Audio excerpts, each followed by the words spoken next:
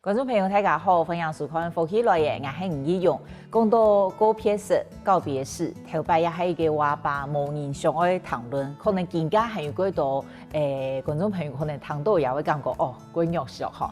不過實在無樣樣誒，更加因為印度人呢會想愛去談論，甚至可能也談過有人去辦生前告別式誒，因為更加會講也係人生嘅最後一場畢業典禮，整個人生的畢業典禮。嗰種我們今日的來賓呢，伊做的事情都非常特別吼。伊對20年前，都開始為大家規劃設計個性化的有創意的告別式。我們今日如果聽伊講，也很多的故事，伊係何冠瑜，歡迎冠瑜。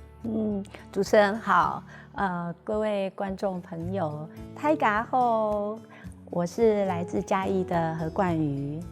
非常感謝冠瑜今日來到我們的節目啊！頭都好，我們26以前要錄之前有跟冠瑜確認一下，其實冠瑜跟客家的關聯長蠻遠，很遠，對不對？對，有一點遠。你跟我們說一下你跟客家的淵源係乜嘅？其實，在早期就是聽爸爸說過，我們好像有客家血統，但是我們就是說小時候接觸的很少，那一直到了我生孩子生老二了之後，那因為孩子在醫院被醫生診斷出來說他有蠶豆症，所以因為有蠶豆症，醫生才告訴我們說，哦，你們是有客家血統的哦，不然孩子怎麼會有蠶豆症？那時候你還不知道，還不知道哦。所以當醫生告訴我們說，我說客家血統，我愣了一下，然後他才說，對呀。通常有蠶豆症的，就是因為你們家有客家血統，比例比較高。對，對。所以你都轉去回去問爸爸嗎？對，然後就回去跟爸爸說，爸爸，我們家真的有客家血統，對不對？然後爸爸就說，對，就是應該是他的阿祖那一代。所以爸爸也不會說客語，完全不會。爸爸也不會，但他有可能小時候就是有聽阿祖的那一代，知道他們有在講客家話，所以他的印象裡面就是說，我們有客家的血統，可是我們不知道，一直孩子確定有蠶豆症之後，對，而且哥哥的孩子也是有蠶豆症，就2位了哦，所以我們更加確認我這邊就是有客家血統。哇，你們這超級隔代的遺傳呢，這個蠶豆症哦。不過也因為安呢，就會雖然這是很遠的關聯，不過就會安呢，因為這個蠶豆症讓我們可以相遇。對，我們也可以像來到客家天師，跟我們分享你非常特別的經歷。那剛剛我有跟觀眾朋友解釋講，以前我們說到告別式，大家都是很不想講，其實現在還是很多人是這樣子的。對。但一開始，我頭都有同觀眾朋友講，你喺20年前開始做這個很特別的工作。對。但在這之前呢，你不單會做嘛？你本來是做什麼？我原本是做廣告設計，然後因為再一次的機緣，我們接了一個廣告設計，它的工作很廣嘛，可能接觸到各行各業，所以有一次我就接了一個墓園廣告。那這個墓園，是你做廣告設計第幾年？那時候我才剛入行，沒有做很久了哦。那時候做廣告做很久了，那時候大概30歲，然後接到這個墓園廣告之後，就是要去行銷這一座墓園，所以因為我們不是這個殯葬行業的，所以我們就用我們的思維去幫他做了這個影片，我們從整個腳本。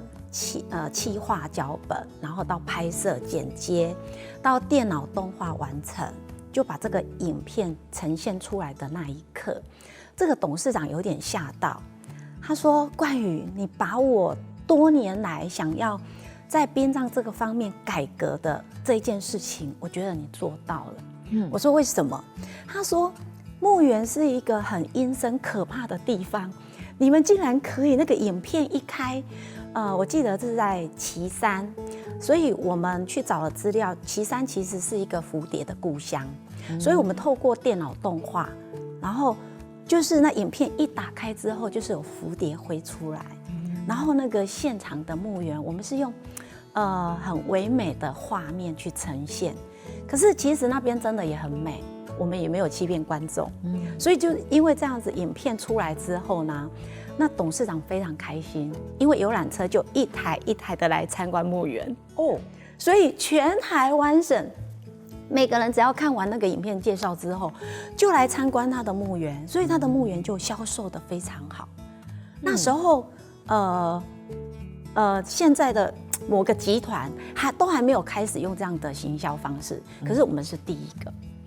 對，剛他接到那個墓園的，你第一次就知道要這樣做嗎？就當加巴斗才剛接到，你就很大膽的覺得我一定要做得很不一樣嗎？應該是說我們的導演他原本就有這樣子基本的一個美學的概念，所以他覺得說，要做這個墓園，一定要讓大家看了之後就會想要來，所以其實很簡單，就是我們把在地的一些元素，像它旗山原本就是蝴蝶的故鄉，然後它原本的風景就非常的優美，所以我們只是把在地的一些元素融入進來，然後去打造一個有故事的一個墓園。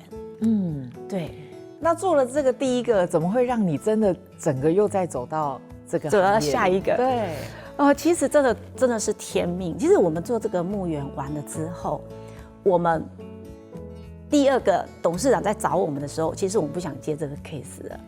軍用一定要對，同一個董事長哦，又在找你們，又在找我們。他就說，冠宇，我想找你來再做另外一個案子。然後我就說什麼案子？他說，你可不可以幫我們往生者設計一張遺照？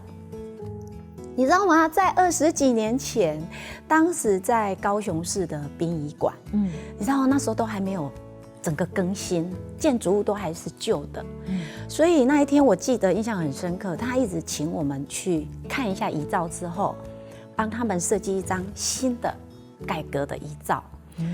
我就跟他說，這個案子我不接了，為什麼哈？因為我們攝影不想去殯儀館，對，不想去殯儀館。再來就是。工作人員去拍這個墓園完之後回來，一個腳動不了，然後另外一個呢，就是腰痛，所以你知道嗎？他們就覺得很懸，為什麼會這樣？可是後來我去問了之下，就是說，通常會去那個地方，其實要拍攝開工都會有一個拜拜的儀式。那可能那時候我們比較急，而且比較年輕，就比較不信這個。然後就直接拍了，結果就造成這樣子。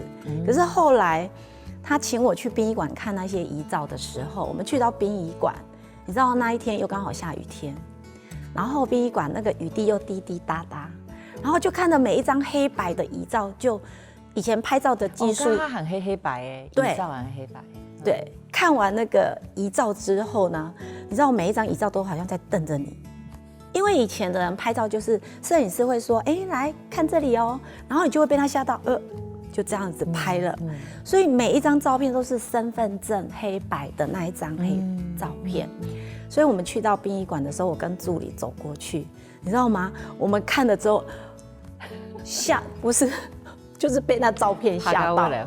對，其實沒有什麼可怕的，可是那張照片，你就會覺得心裡毛毛的。所以回來我就跟董事長說，對不起，我沒有辦法接你這個 case，因為大概公司沒有人要做。可是我告訴你，就是很神奇。後來隔2天，剛好聖誕節，我外婆往生，然後媽媽就打電話給我，我就回去載媽媽去舅舅家。那時候舅舅剛剛把外婆的遺體搬出來，然後搬出來之後呢，我看到外婆第一個，我長那麼大30幾歲，我第一次看到，這死了嗎？根本就不像，外婆不像死了，她的氣色是粉紅色的，嘴唇是粉紅色的，然後我就心裡想，往生的人這麼好看哦，然後隔壁有一個鄰居來也是說，怎麼那麼快就把嬸嬸的妝化好了？然後我舅舅就說沒有，媽媽剛走，剛把她搬出來而已。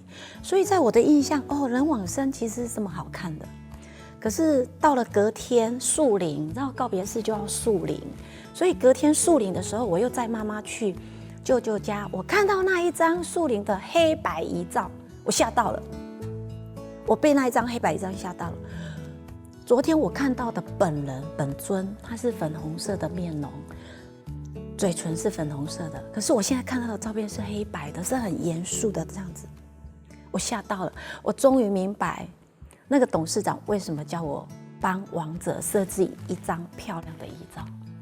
所以後來我就回去跟那董事，整個告別式結束之後，我就回去跟那董事長說：“董事長，我決定了，我接你這個案子。”那董事長就說：“為什麼？你不是說你會怕嗎？”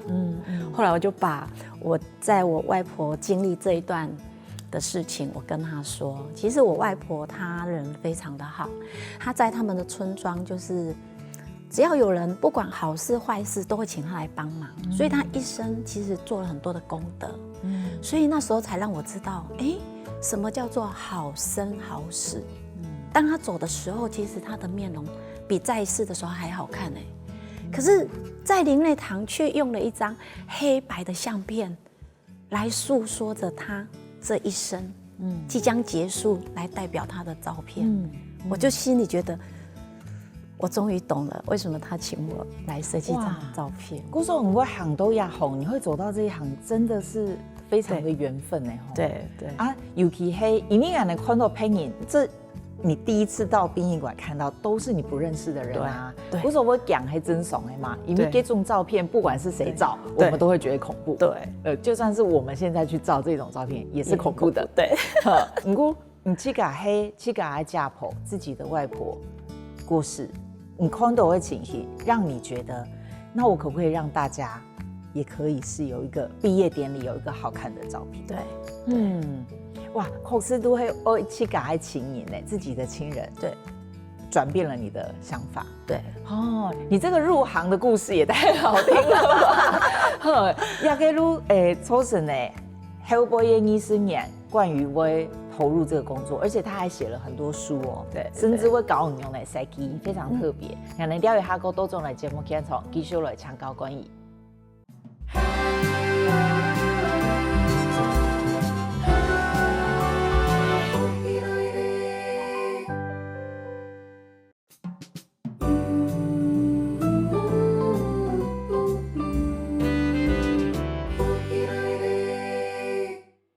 分享多種來福喜來嘅現場，我哋今日有請到嘅來賓係團員設計個性化創意告別式的何冠儀。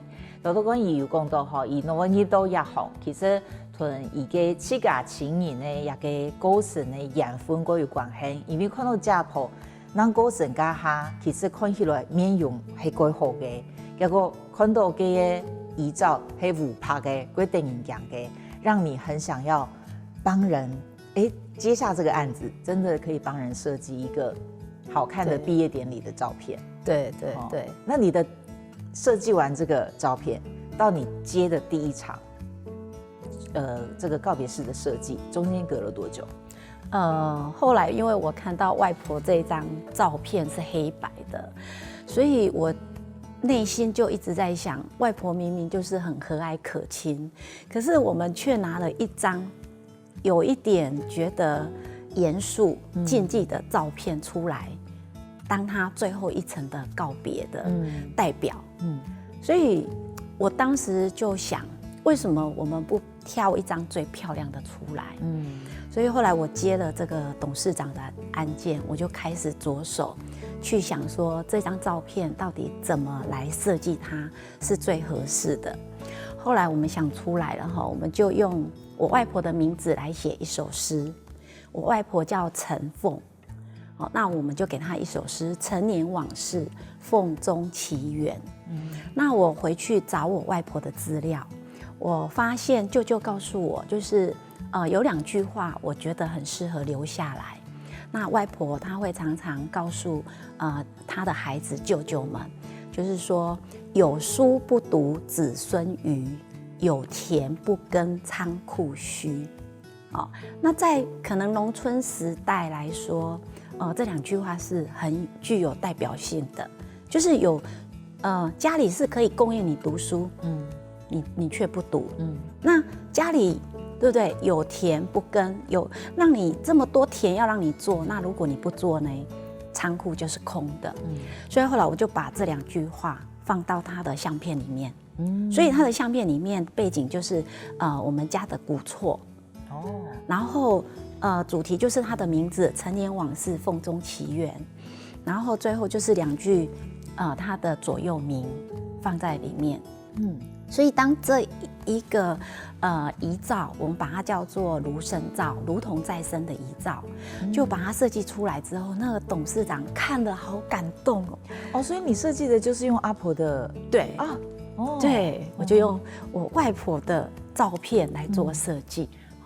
对，所以當他設計出來的時候，就是覺得哇，太感動。那個董事長就覺得說，哇，這個就是我想要的，那種設計元素裡面所讓他感受到的感動。那後來因為一個朋友，我有一個朋友，他媽媽往生，他媽媽是賣水果的，賣40年了。其實我們的思維很簡單，因為我們不是這個行業的人，所以當朋友告訴我們說，冠宇最近好像你都有在設計這方面的東西，是不是媽媽的告別式，我們也可以來一起，麻煩你們一起來幫忙。所以後來我就覺得說，好哦，那不然試看看。那我們就把媽媽賣水果，她所有賣過的水果都拿來布置告別式的祭台。所以我們就用水果跟鮮花布置一個祭台，前面有一個電漿液晶螢幕，播放他一生的故事。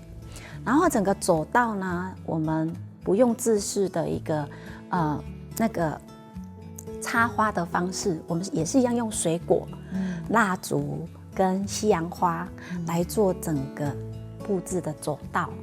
走道花。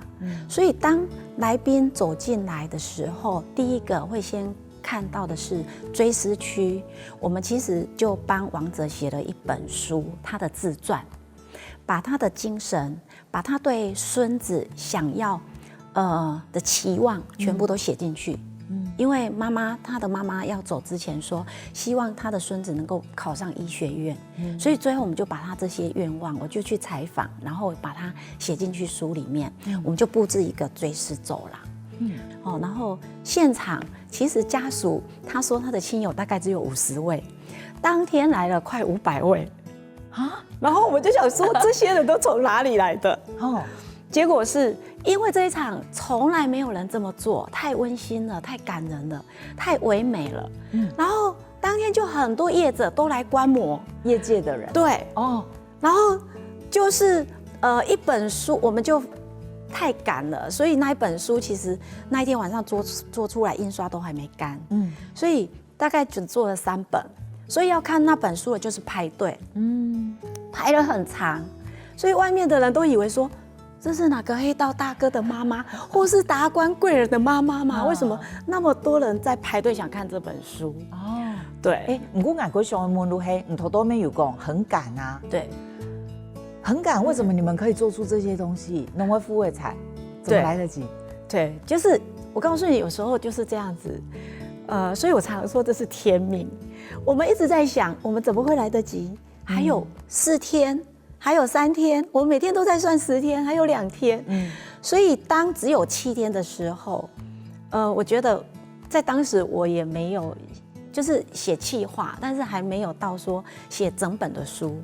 那是我的，除了外婆以外，那是我的第1本。所以在7天我完成了這本書，所以那是一件不可能的任務。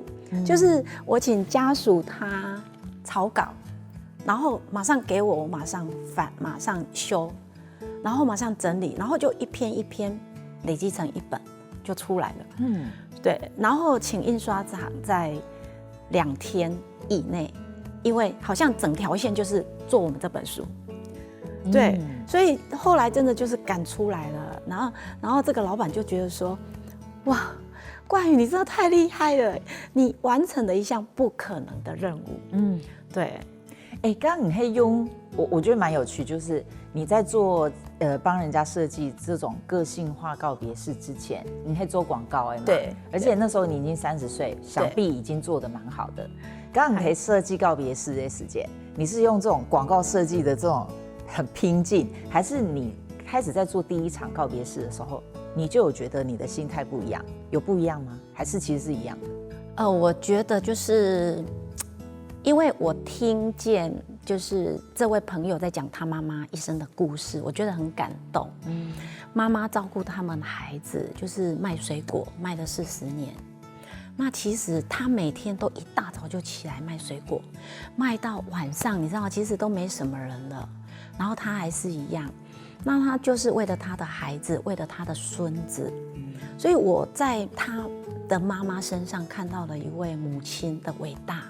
然後因為聽完他的故事，我覺得很感動，我想要為媽媽做這件事情，然後完成這個朋友他想賦予媽媽最後一層那種最完美、最美的一層的那種感覺，所以最後我們就說好，你知道朋友之間就是那種我挺你，相挺，對，所以就做了。所以到整個做完之後，我這個朋友其實蠻感動的。他說：“冠瑜，你真的完成了一項不可能的任務。可是因為做廣告的人，其實就像你說的習慣，我們就是這麼趕。對。然後再來就是說，會習慣把美學的東西，就是把它融入。所以才會常常人家會說，哎，殯葬怎麼會慢慢的變得這麼唯美？”然後我就是雖然很辛苦，但是我還是會跟人家說，對，我很自豪，就是我是台灣第一個把黑白遺照變成彩色的，然後也是第一位把藝術跟文學融入到殯葬，讓殯葬不再是一件可怕的事，神秘的面紗，好像打開就是很可怕。可是我希望每一個人接觸到這個生命禮儀，其實他是看得見他的美學，因為這個人的故事而感動，對，不再只是禁忌，不再只是黑暗、可怕。那呀，看到你帶的3本書，就冠瑜寫了3本，然後第4本剛出，對，然後你寫書就是像你頭都講哎，你想要同大家溝通，跟大家溝通這件事情，可是你的寫的東西也很不一樣哎吼。对，對，你突然講一下，你為什麼會想要那個書？為什麼會想要寫這樣子？第一本是因為出版社找上門，他知道說台灣沒有這樣的書，那也第一位把黑白變成彩色，第一位把藝術跟文學融入到殯葬。第一本黑出版社找上，对，五南出版社他找上我。那第2本其實就是一個機緣，一個學生不知道為什麼來找我，他說：“老師，我有一件事想要麻煩你，哥哥走了，然後哥哥有一個心願，就是要出書，然後想要把他的資料變成一本書。對，他這本書叫做《19歲的生死遺言》VS 狂想者與靈的對話。那其實因為這個哥哥他因為身心靈的問題，所以走不開，才會離開人間。那後來我看完他的資料之後呢，我就用跟他對談的方式去回應他。所以在這本書裡面，只要是黑暗的、藍色的，就是他說的話；那如果是白色的，就是我回復他的話。那這本書很特別，其實原本這個弟弟他是要去貸款來出這本書，那後來因為他來找我，我說哈，你讀書學費都要貸款了，你現在還要為了這本書貸款？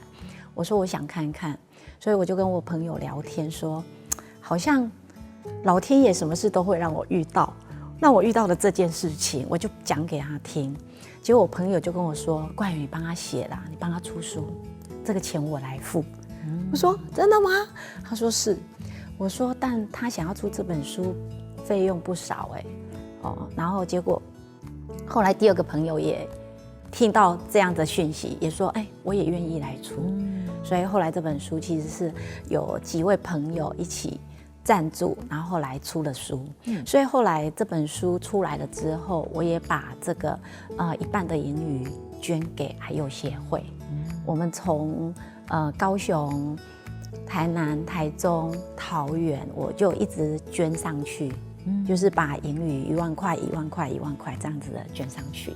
這是我的第2本書。哦，因為時間，我們第3本會留到下一集談。不過如談的都端正呢哈，如關於我很多呀吼，你真的人生有很多很特別的緣分。對，好，剛一定還有幾個故事好講，我們來聊一下聽歌，多種來節目現場談關於講故事。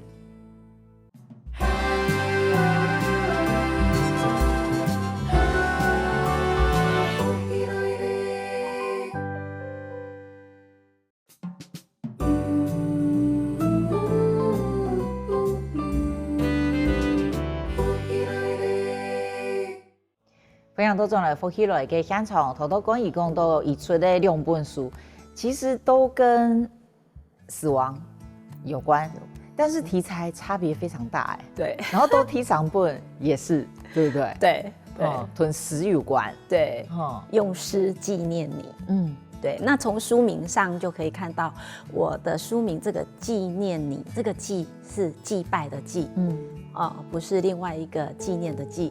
那為什麼會寫這本書？其實因為很多的學生，因為我教書也20幾年了，那很多的學生都常常會打電話來問老師。你教什麼？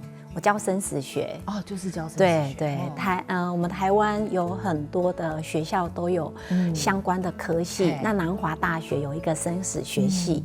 對，那比較近的大人科技大學，也有生命關懷，然後殯葬。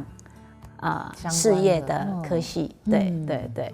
那所以這本書有很多學生，就是為了很多的學生着想，就是不用再打電話來問我，因為常常會打來說，老師，我可不可以用書裡面的哪一句話用在告別式？然後老師，你可不可以幫我想一句？就他們要幫人家設計嗎？對，然後就會請我去幫他們想，然後我也會幫全台灣有很多的禮儀公司的老闆都是我的學生，然後我也會去幫他們用名字寫一首詩，對，或是去幫忙規劃會場規劃與設計，也會去協助，然後因為這本書用詩紀念你，就是我爸爸在2年前往生，那我自己才感受到那種痛。那其實，就像很多人可能面臨，摯愛的親人離開的時候，你要如何去療癒你的身心靈？那我就借由寫一首詩來紀念我的爸爸，然後可以療癒我自己，同時也可以療癒家人。那因為這首詩就像我們在祭拜的一個貢品，貢品可能祭拜完你就丟掉了，可是我獻上這首詩，它可能是永恆的，對，是一份我把這一首詩變成是一份永恆的貢品祭品，就是不會壞掉的。对，所以這本書裡面其實還蠻多記錄很多的故事，像裡面也有寫到我們的諸葛亮天王他的一首詩因為伊個告別式的沒很難設計的，也是你們設計的。對，也是我們設計的。對，我們就是做了一場不可能，也是不可能的任務。對啊。尤其是諸葛亮對他神奇到現在都很多人會，他有一次一種梗，對不對？就蘇大哥還在的。對，真的，因為他真的，我設計了他的告別式之後，我才覺得，其實有他偉大的地方。他從年輕，然後到最後走，他的人生其實就是起起伏伏。可是從他的一生也反觀看到我們的一生，我們自己的一生其實也是起起伏伏，人生就是這樣子。那我們應該去看他好的一面。他曾經我記得小時候，我們也看過他的錄影帶，然後就是看完就會哇哈哈大笑，就覺得很好玩，就是可以讓你工作之餘，讓你去掉你身心疲憊的那一種感覺。所以我們去布置他的告別式的時候，朱大哥他一開始在高雄發跡，他就是藍寶石歌廳秀，所以後來我們就用藍寶石歌廳秀來作為他追思區的一個布置。它旁邊就是靈堂，然後靈堂的旁邊我們還布置了一場追思區，讓所有的影迷可以來這邊再一次跟這位天王好好的聚一聚。所以它裡面的整個布置就是從一走進來，我們就提供一個小卡片，可以讓所有的影迷在上面寫祝福的話，把你想說的話都寫上去，然後就掉到紀念樹上面去，然後再走進來，你就可以坐在椅子上，好好的欣賞他的熒幕，他從以前可能他很年輕的時候的影帶，然後到後來的一個歌廳秀，然後這些影片大概1-2個小時，所以我們就讓歌迷坐在那邊，哇，好好的去追思朱大哥，然後也好好的把覺得他內心突然間失去的那個他的偶像的那個失落感找回來，所以他可以坐在那邊慢慢的去緬懷他。那我覺得這樣子的一個設計，就是比較符合說我們人生最後一場了，然後諸葛亮他就是在展演他，在好像一部電影在展演着他的一生，然後讓我們來觀看，讓我們來反省，這樣子，就是說策展呢，對，就是一個策展的概念，对。然後到剛出的第4本書，第4本書又是不一樣的方向，对不对？对，又是不一樣。第4本書其實就現在還在印制，那這本書其實也是我準備很久的，大概已經有3年多了，3-4年了。那因為我有設計一個平台，就是我希望每一個人在離開人世間之前，能夠好好的想一想，我離開之前，該做的事情，我該好好選擇的事情，我記得我看過一本書，在國外。我離開之後，這個媽媽教女兒如何過生活。可是我覺得在台灣，女兒如何過生活不是一個問題，但是在離開之前才是一個問題，因為在台灣，如果在離開之前你沒有好把你該做的事情選擇好、做好，有可能就會怎麼樣，造成家庭的紛爭。然後最嚴重就是什麼？上法院。這是我們的新聞常常在報道的事情。你一定看過幾多哈？看過很多，對，非常的多。所以我覺得我這本書裡面有寫到，就是從醫療自主到遺囑，然後到最後一層的告別式，你都可以自主的來把它選擇好。你到底要不要插管？我到底要不要器官捐贈？對，我要不要遺體捐贈？你都可以来把它選擇。我的房子要給誰？我的車子要給誰？甚至於還有一個家庭是為了一個包包，姐妹就失和的，有聽過嗎？你說為了一個名牌包嗎？對。然後就有人說，一個包包有什麼好失和的？我說因為那個包包大概200多萬，你想不想要？對不對？所以這個包包，你到底要給哪個女兒？你覺得她最適合，你應該把它寫好，避免可能你在世的時候不想面對這件事，對。可是你一不面對，就是他们要吵架了。对，你知道嗎？因為當無常來臨，有時候你很難說，不是我們要不要去面對的問題。對，因為講你聽說面對，你就是要面對。對，就是不要造成家屬的紛爭。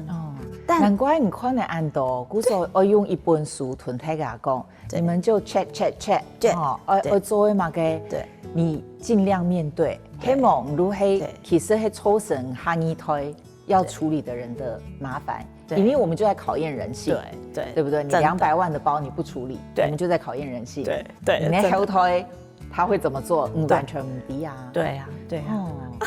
我說，其實你會因為作為安內的事情，就很想要告訴大家的。對，因為你看太多了。那對你的影響是什麼？做這件事做了20年，你感覺對你這個心態的影響？我覺得就是說，很多人會問我說：“那你從事這個行業，你有什麼樣的感想？因為你看了這麼多，就是好像感覺。”你看了好多複雜的事情。可是我覺得我在這個行業，因為經歷的真的蠻多的，所以慢慢的你會去沉澱下來，然後你會去找到你生命的價值。為什麼哈？因為夜深人靜的時候，你會聽見你內心的聲音，然後慢慢你就會看見你自己的非凡。為什麼說是非凡？因為當每一件事情來的時候，我們就是冷靜下來，去想辦法如何去解決這樣子的問題。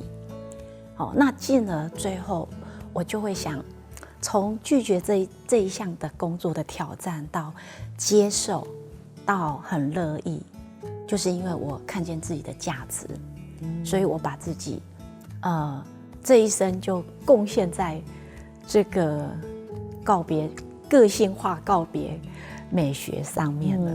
對，也是功德一件，難怪你一開始都因公天命呢。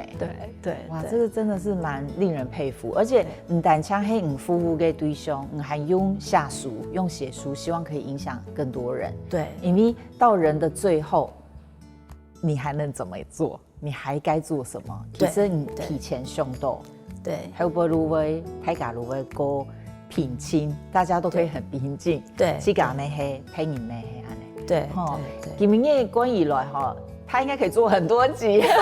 如果今年時間的關係，非常感謝關以來都俺哋嘅節目同俺哋分享很多嘅故事。啊，假是很想嘅地軌度，加入去買耶穌款的哦。今年非常感謝關以，謝謝。好，謝謝主持人，謝謝所有的觀眾朋友，謝謝你們。